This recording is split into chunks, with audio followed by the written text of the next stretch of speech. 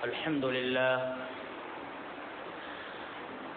لله نحمده ونستعينه ونستغفره ونعوذ بالله من شرور أنفسنا ومن سيئات أعمالنا من يهده الله فلا مضل له ومن يضلل فلا هادي له وأشهد أن لا إله إلا الله وحده لا شريك له وأشهد أن محمدا عبده ورسوله أما بعد فإن خير الحديث كتاب الله وخير الهدي هدي محمد صلى الله عليه وسلم وشر الأمور محدثاتها وكل محدثة بدعة وكل بدعة ضلالة وكل ضلالة في النار. أعوذ بالله من الشيطان الرجيم. بسم الله الرحمن الرحيم. إن عدة الشهور عند الله 12 شهرا في كتاب الله يوم خلق السماوات والأرض منها 4 حرم ذلك الدين القيم فلا تظلموا فيهن أنفسكم.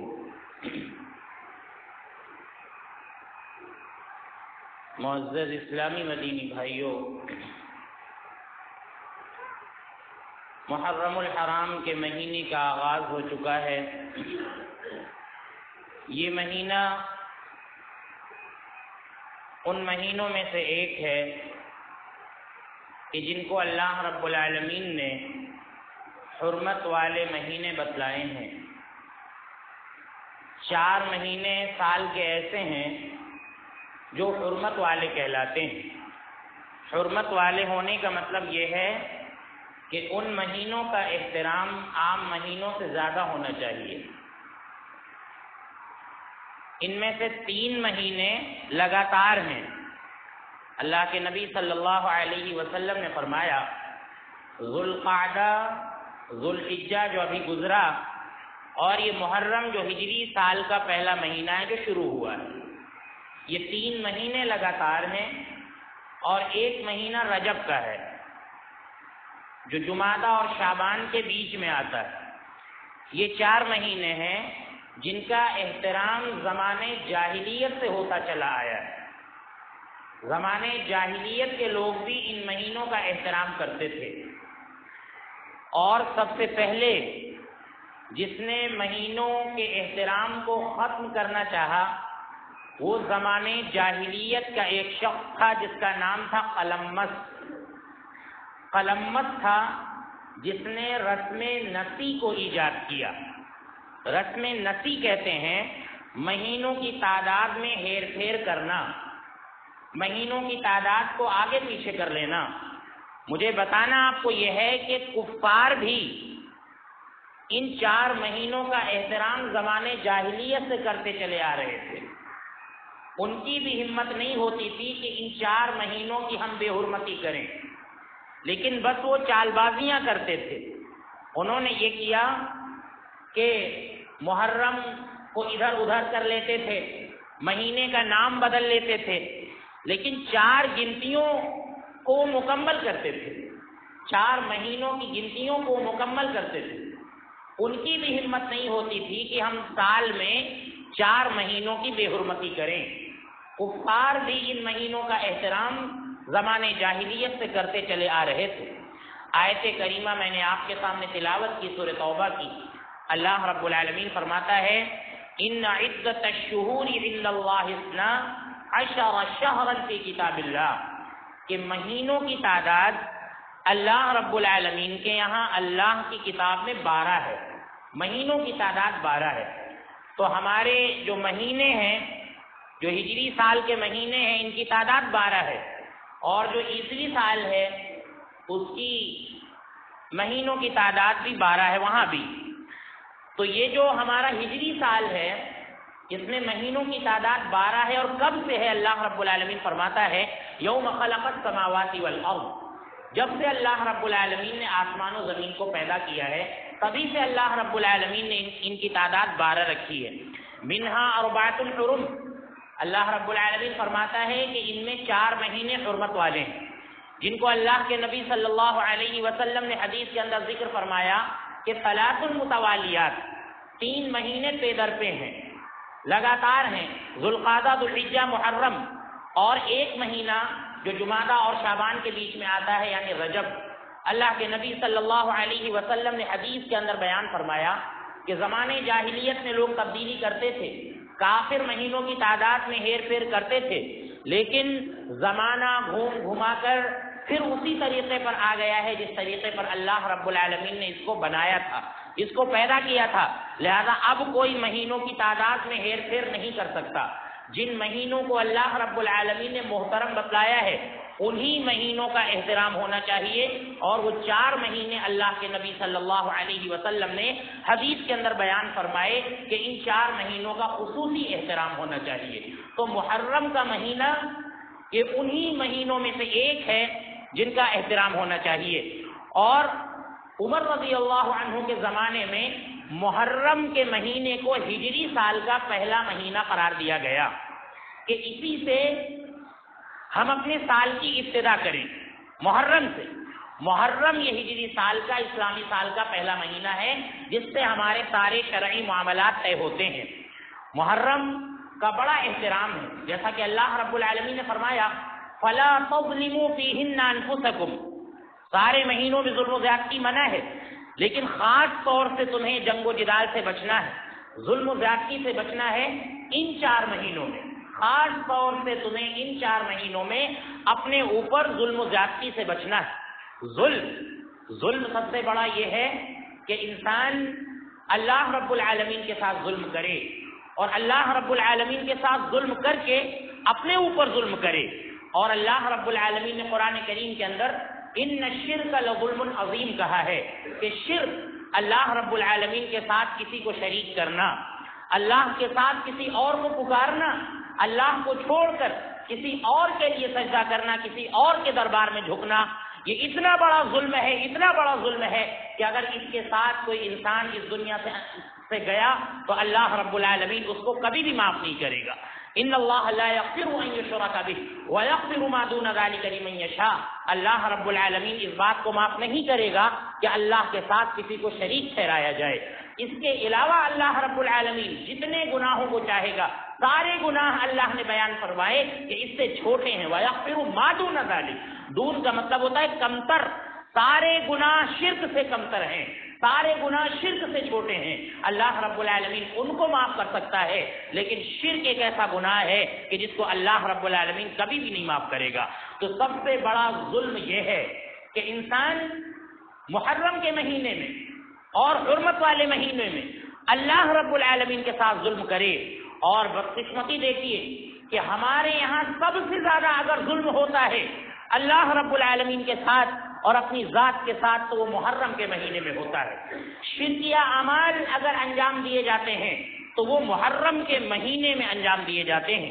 حقیقی پیغام کو فراموش کر کے، جو محرم کا حقیقی پیغام ہے اس کو فراموش کر کے لوگ شرکیہ کام اور بدعات کے کام انجام دیتے ہیں۔ آپ دیکھیں کہ یہی محرم کا مہینہ ہے کہ جس میں لوگ غیر اللہ کے نعرے بلند کرتے ہیں، غیر اللہ کے نعرے بلند کرتے ہیں۔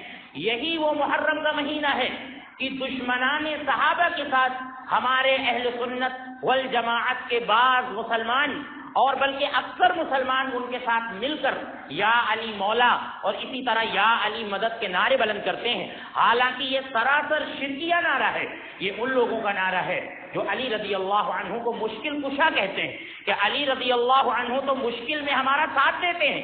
یہ ان لوگوں کا نعرہ ہے جو یہ کہتے ہیں کہ اللہ نعوذ باللہ علی رضی اللہ عنہ کے اندر حلول کر گیا ہے۔ یہ ان لوگوں کا نعرہ ہے جو یہ کہتے ہیں کہ جبریل علیہ السلام کو آنا چاہیے تھا علی کے پاس، لیکن وہ غلطی سے اللہ کے نبی صلی اللہ علیہ وسلم کے پاس چلے گئے، اس لیے نبوت انہیں مل گئی، ورنہ نبوت تو حضرت علی رضی اللہ عنہ کو ملنی چاہیے۔ اس طرح کے ان کے عقائد ہیں اور اس طرح کے ان کے نعرے ہیں، یہ سراسر شرکیہ نعرے ہیں۔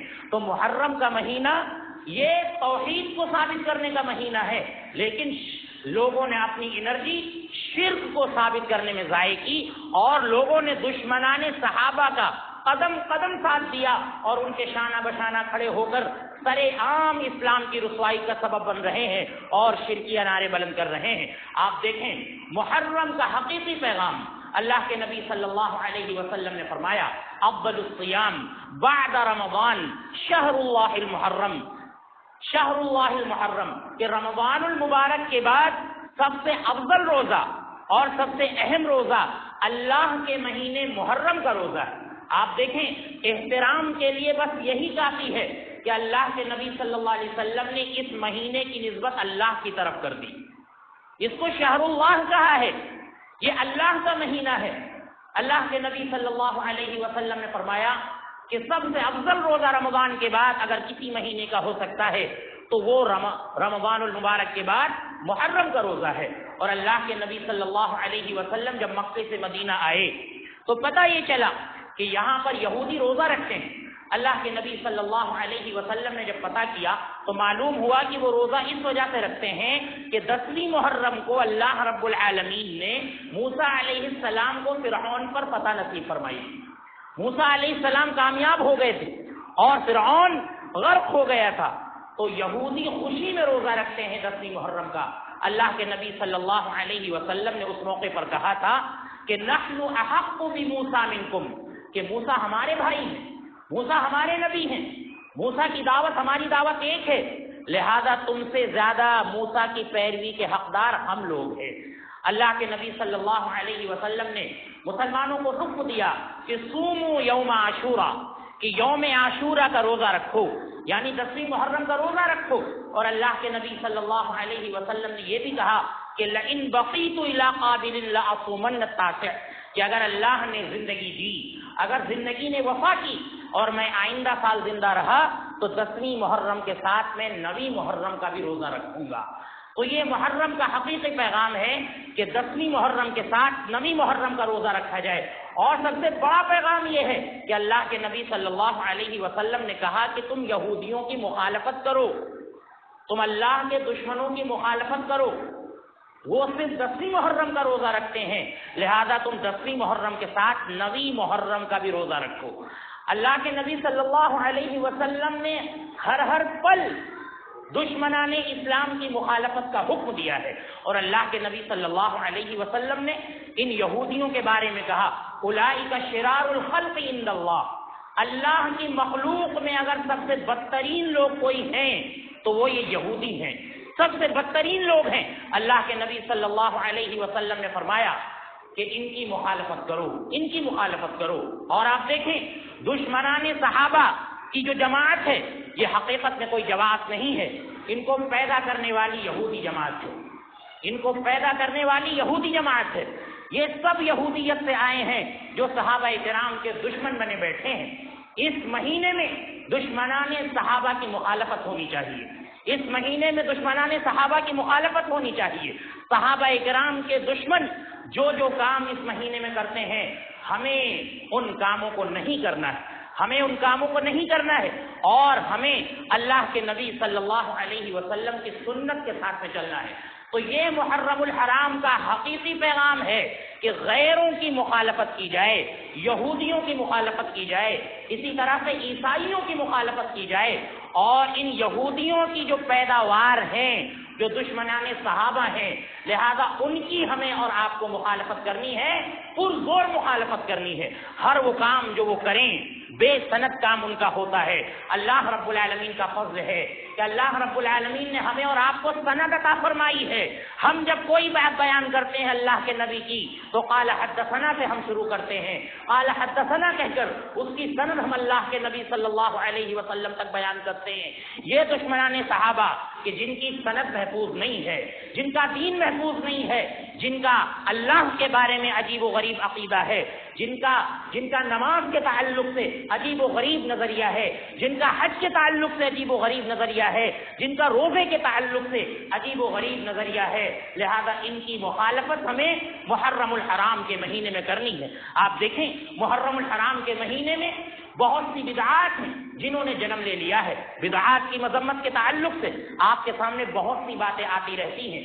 اللہ کے نبی صلی اللہ علیہ وسلم اللہ کے نبی صلی اللہ علیہ وسلم نے بدعت کے تعلق سے فرمایا کہ من احدث فی امرنا ھذا ما لیس منہ فہو رد، کہ جس نے ہمارے اس دین میں کوئی ایسا کام کیا جس کو کرنے کا ہم نے حکم نہیں دیا ہے، وہ ہمارے دین میں سے نہیں ہے، فہو رد، تو وہ عمل مردود ہے، ناقابل قبول ہے۔ آپ دیکھیں محرم الحرام کے مہینے میں اور خاص طور سے ابتدائی 10 دن میں جو کام انجام دیے جاتے ہیں دین کے نام پر، شریعت کے نام پر، ثواب کے نام پر، لنگر کے نام پر، سبیل کے نام پر، صدقے کے نام پر، وہ سارے طریقے اللہ کے نبی صلی اللہ علیہ وسلم کی سنت کے مخالف ہیں۔ وہ سارے طریقے اللہ کے نبی صلی اللہ علیہ وسلم کی سنت کے مخالف ہیں۔ نویں اور 10ویں محرم کو تعزیہ داری کی جاتی ہے اور تعزیے کے نیچے سے گزرا جاتا ہے، ذوالجناح گھوڑے کو نکالا جاتا ہے اور اسی طرح سے ان کے سامنے جھکا جاتا ہے، سجدے کیے جاتے ہیں اور تعزیے کے نیچے سے بچے کو گزارا جاتا ہے اور یہ سمجھا جاتا ہے کہ یہ تعزیہ حسن حسین رضی اللہ عنہ کی قبر کی شبیہ ہے۔ یہ سارے کام بدعت ہیں جن کا حکم نہ تو ہمیں اللہ کے نبی صلی اللہ علیہ وسلم سے ملتا ہے، نہ تو صحابہ کرام سے ملتا ہے اور نہ تو ائمہ اربعہ سے ملتا ہے، کسی سے ہمیں اس کا حکم اور اس کا ذکر نہیں ملتا ہے۔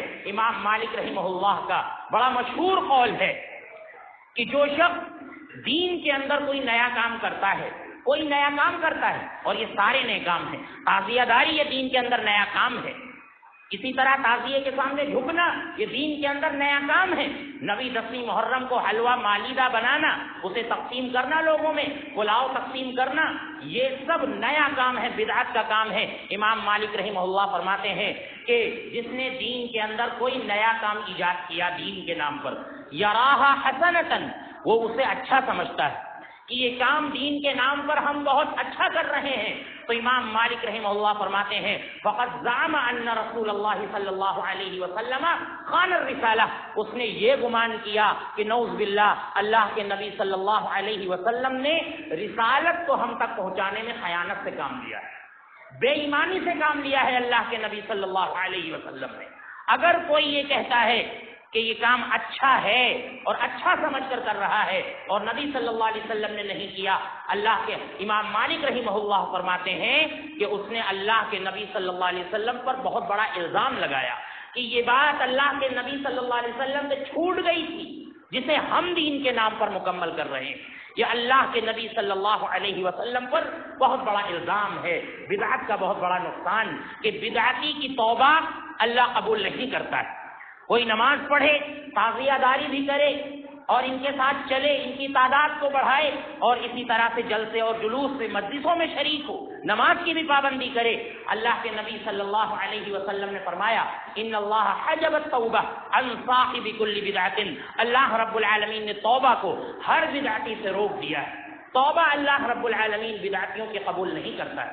اور میرے بھائیوں، اور آپ پہلے جائیے، ہمارا یہ جو دین ہے، ہم اصول بیان کرتے ہیں القرآن والسنہ علی فہم سلف الامہ، کہ قرآن کریم کو ہمیں اس امت کے جو سلف ہیں، جو گزر چکے ہیں، صحابہ کرام جو ہماری پیشانی کا جھومر ہیں، جو ہمارے دین کی شان ہے، صحابہ کرام کے طریقے کے مطابق، ان کے منہج کے مطابق ہم قرآن و سنت کو سمجھ کر اس پر چلنے کی کوشش کرتے ہیں۔ آپ دیکھیں چند صحابہ کرام جن کا تعلق کسی نہ کسی حیثیت سے محرم کے مہینے سے ہے، ہم ان کا مختصر سا ذکر آپ کے سامنے کرنا چاہتے ہیں۔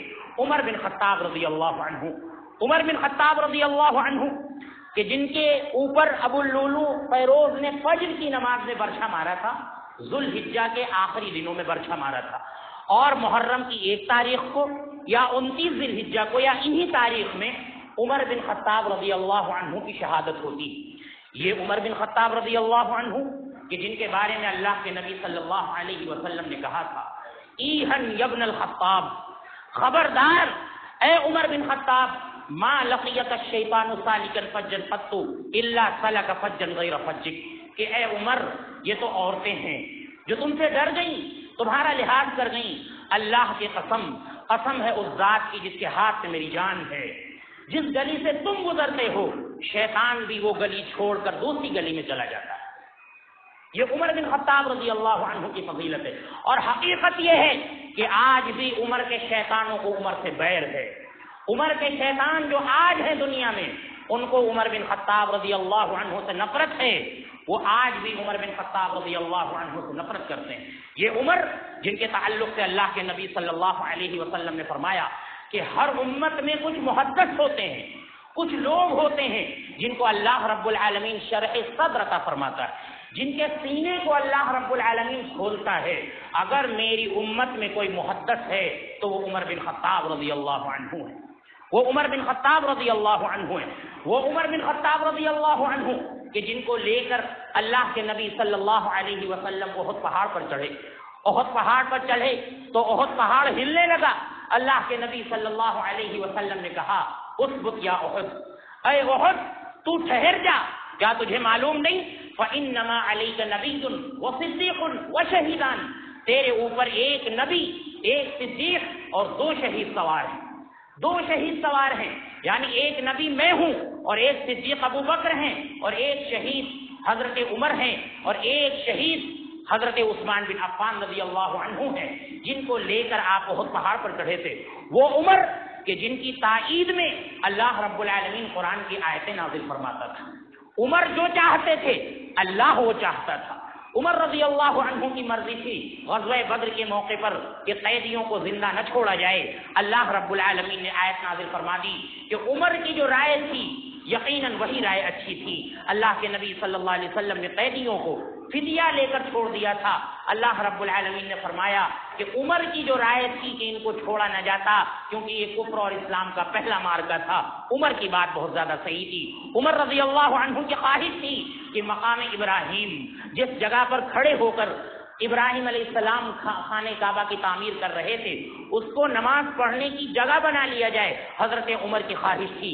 اللہ رب العالمین نے آیت نازل فرما دی وَاتَّخِذُوا مِن مَّقَامِ إِبْرَاهِيمَ مُصَلًّى، کہ مقام ابراہیم کو مصلی بنا لو، مقام ابراہیم کو نماز پڑھنے کی جگہ بنا لو۔ کہ وہ عمر کہ جو چاہتے تھے اللہ کے نبی صلی اللہ علیہ وسلم عبداللہ بن ابی بن سلول کی نماز جنازہ پڑھانے کے لیے آگے بڑھے، حضرت عمر نے دامن تھام لیا اللہ کے نبی کا اور کہا اے اللہ کے نبی صلی اللہ علیہ وسلم، اس شخص کی نماز جنازہ آپ پڑھانے جا رہے ہیں جو زندگی بھر آپ کا دشمن بنا رہا، آپ کا کبھی ساتھ نہیں دیا، وہ منافق، اور اے نبی صلی اللہ علیہ وسلم آپ اس کی نماز پڑھانے کے لیے جا رہے ہیں، کیوں جا رہے ہیں آپ اس کی نماز پڑھانے کے لیے؟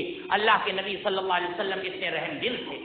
اللہ کے نبی نے کہا کہ اے عمر، اللہ رب العالمین نے 70 مرتبہ استغفار کرنے سے منافقوں کے لیے منع فرمایا ہے، ہم اللہ سے اس سے زیادہ بار ہم استغفار کریں گے، ہو سکتا ہے اللہ رب العالمین اس کی مغفرت کر دے، اس کی بخشش کر دے۔ اتنا اللہ کے نبی صلی اللہ علیہ وسلم بے چین تھے، لیکن جب اللہ کے نبی نے نماز پڑھا دی، قرآن کی آیت اتری حضرت عمر کی تائید میں کہ لا تصلی علی احد منہم مات ابدا ولا تقم علی قبری، اے نبی صلی اللہ علیہ وسلم آپ اچھی طرح سے جان لیجئے کہ آج کے بعد سے کوئی منافق مر جائے خبردار آپ اس کی نماز مت پڑھائیے گا، نہ تو اس کی قبر پر دعا کے لیے آپ کو کھڑا ہونا ہے۔ یہ بات اچھی طرح سے جان لو کہ عمر جو بات کہہ رہے تھے وہ صحیح کہہ رہے تھے۔ اللہ رب العالمین نے حضرت عمر کی تائید میں قرآن کریم کی آیتیں نازل فرمائیں۔ وہ عمر کہ حضرت ابن عباس رضی اللہ عنہ فرماتے ہیں کہ جب ہم لوگوں نے حضرت عمر بن خطاب رضی اللہ عنہ کے جنازے کو لا کر رکھا، لوگوں نے بھیڑ لگا لی، لوگ حضرت عمر بن خطاب رضی اللہ عنہ کے لیے دعا کرتے تھے، دعا کر رہے تھے، ابن ماجہ اور بخاری کی روایت سے لوگوں نے بھیڑ لگا لی۔ ابن ابی ملیکہ کہتے ہیں میں نے ابن عباس سے سنا کہ ابن عباس کہہ رہے ہیں کہ ایک شخص آیا، لوگوں کو چیرتے ہوئے، بھیڑ کو ہٹاتے ہوئے آیا اور مجھے ڈر لگا کہ کہیں یہ حضرت عمر کو کوئی نقصان نہ پہنچائے، میں نے پیچھے مڑ کر نہیں دیکھا تو جلدی سے وہ شخص آیا اور میرے کندھے پر آ کر ہاتھ رکھ دیا۔ جب میرے کندھے پر ہاتھ رکھ دیا میں نے مڑ کر دیکھا، پتہ یہ چلا کہ وہ علی رضی اللہ عنہ ہے۔ علی رضی اللہ عنہ نے کہا اللہ عمر پر رحم فرمائے، اللہ عمر پر رحم فرمائے، اور اس دنیا کے اندر اگر میری یہ خواہش ہے میں کسی کی طرح عمل کروں تو وہ عمر بن خطاب رضی اللہ عنہ ہے۔ حضرت علی نے کہا، اور حضرت علی نے کہا کہ مجھے پوری امید ہے کہ اللہ رب العالمین حضرت عمر کو اپنے 2 ساتھیوں کے ساتھ رکھے گا، حضرت عمر کو اپنے 2 ساتھیوں کے ساتھ رکھے گا، یعنی نبی صلی اللہ علیہ وسلم کے ساتھ اور ابو بکر کے ساتھ رکھے گا۔ اللہ رب العالمین عمر پر رحم فرمائے۔ حضرت علی کہتے ہیں یہ ایسا اس لیے ہے حضرت عمر کو اللہ اپنے نبی کے ساتھ اس لیے رکھے گا کہ میں نے اکثر سنا اللہ کے نبی سے کہتے ہوئے کہ میں آیا، ابو بکر آئے، عمر آئے، میں نکلا، ابو بکر نکلے، عمر نکلے، میں داخل ہوا، ابو بکر داخل ہوئے، عمر داخل ہوئے، ساتھ میں اللہ کے نبی صلی اللہ علیہ وسلم ذکر کرتے تھے۔ یہ فضیلت ہے عمر رضی اللہ عنہ کی، جو بیان کرنے والے اہل بیت کے ایک اہم فرد ہیں، بلکہ سب سے اہم فرد حضرت علی رضی اللہ عنہ ہے۔ کس منہ سے عمر کے دشمن کہتے ہیں کہ ہم علی کے دین پر ہیں؟ کس منہ سے علی کے دشمن کہتے ہیں کہ ہم اہل بیت کے دین پر ہیں؟ علی کا دشمن، حضرت عمر کا دشمن کبھی بھی اہل بیت سے محبت کرنے والا نہیں ہو سکتا۔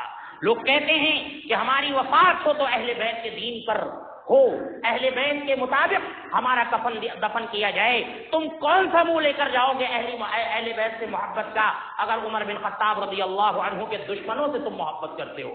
اہل بیت سب کے سب عمر بن خطاب رضی اللہ عنہ کا احترام کرتے تھے، اور سب کے سب یہ عمر بن خطاب رضی اللہ عنہ کے نام پر اپنے بچوں کا نام رکھا کرتے تھے۔ یہ عمر بن خطاب رضی اللہ عنہ کی فضیلت ہے۔ بہرحال نہ جانے کتنے فضائل عمر بن خطاب رضی اللہ عنہ کے ہیں، تو محرم کے مہینے کی اور ذوالحجہ کے مہینے کی بہت بڑی مناسبت عمر بن خطاب رضی اللہ عنہ سے ہے۔ لہذا یہ دشمنان صحابہ جو عمر رضی اللہ عنہ کو نہ جانے کن کن باتوں سے نوازتے ہیں، آپ دیکھیں عمر رضی اللہ عنہ کو اللہ نے ایسی فضیلت دی، قرآن میں فضیلت بیان کی، اللہ کے نبی نے حدیث میں بیان کی، اور اگر ظاہری ابھی بھی کوئی حضرت عمر کی فضیلت دیکھنا چاہتا ہے تو مدینہ چلا جائے۔ اللہ کے نبی کے بعد ابو بکر صدیق رضی اللہ عنہ کو دفن کیا گیا، اور اس کے بعد اگر کسی کو دفن کا شرف حاصل ہوا تو عمر بن خطاب رضی اللہ عنہ ہے، کہ جن کو اللہ کے نبی صلی اللہ علیہ وسلم کے پہلو میں دفن ہونے کا شرف حاصل ہوا۔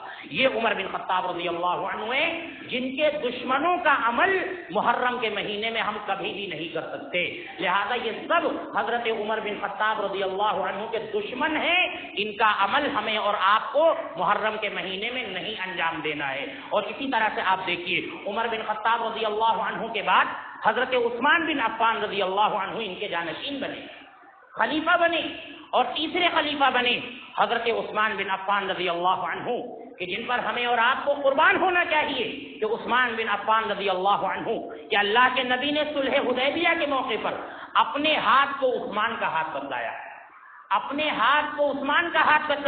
غزوہ بدر کے موقع پر حضرت عثمان بن عفان رضی اللہ عنہ اپنی بیوی کی خدمت کر رہے تھے۔ حضرت رقیہ بہت بیمار تھی، اور اسی بیماری کی وجہ سے حضرت رقیہ کا انتقال ہو گیا۔ غزوہ بدر میں حضرت عثمان شریک نہیں ہوئے، اور خود اللہ کے نبی نے ان کو نہ شریک ہونے کے لیے کہا تھا۔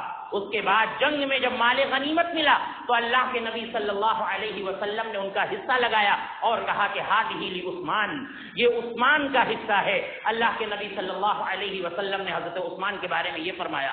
حضرت عثمان رضی اللہ عنہ کے بارے میں اللہ کے نبی صلی اللہ علیہ وسلم نے فرمایا کہ جب یہ مکہ سے مدینہ مسلمان ہجرت کر کے آئے تھے، مدینے کے اندر مسلمانوں کے لیے میٹھا پانی نہیں تھا پینے کے لیے۔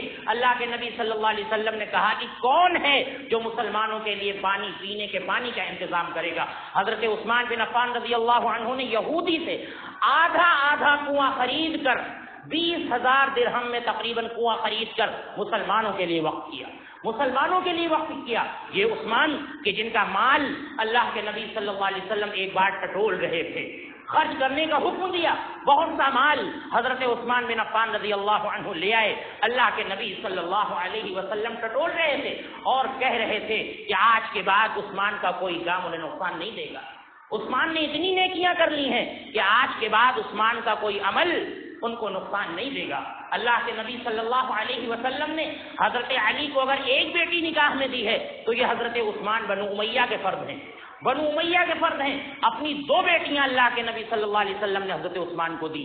رقیہ کا انتقال ہوا، ام کلثوم کو دے دیا، اور جب ام کلثوم کا بھی انتقال ہو گیا، اللہ کے نبی صلی اللہ علیہ وسلم نے مسلمانوں سے کہا، اے مسلمانوں، عثمان سے اپنی بچیوں کی شادی کر دو۔ اللہ کی قسم اگر اللہ ہمیں 10 بچیاں اور 100 بچیاں دیتا اور سب کی سب مرتی جاتی تو میں عثمان سے سب کی شادی کر دیتا، سب کا نکاح عثمان سے کر دیتا۔ یہ عثمان بن عفان رضی اللہ عنہ کی فضیلت ہے۔